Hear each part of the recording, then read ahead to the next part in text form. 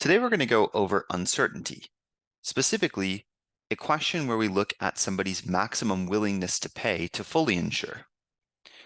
In general, with the uncertainty portion of this course and the practice problems, I advise going over your notes from Economics 10A, specifically the demand for insurance and expected utility portions of that course, as they are very similar in content and in questions to the ones you'll see in 100B.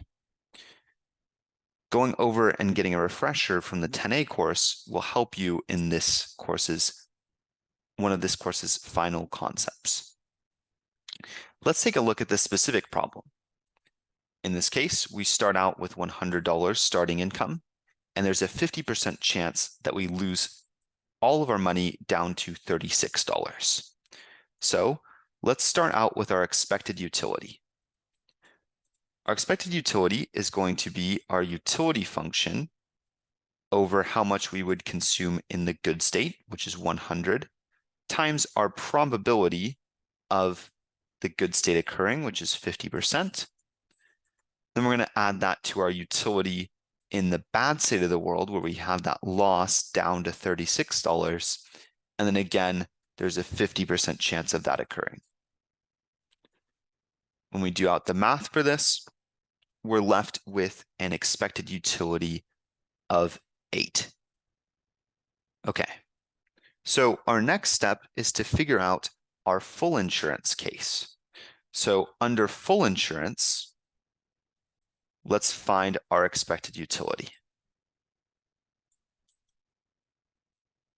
So under full insurance, our expected utility will again be that 50% chance, but now times root of 100 minus how much we have to pay to fully insure.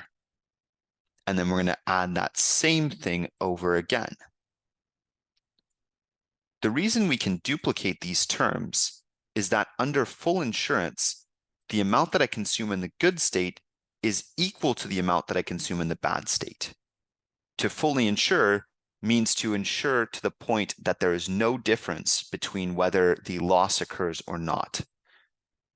Okay, so in this case, we can add these two together and say our expected utility is equal to the root of 100 minus f. Since these are like terms, we can combine, and we're just left with this. And then we can set this equal to 8. So 8 is equal to the root of 100 minus f. We can square both sides and get 64 is equal to 100 minus f. So f is equal to 36. This means the maximum that I'd be willing to pay to fully insure is $36, or option D.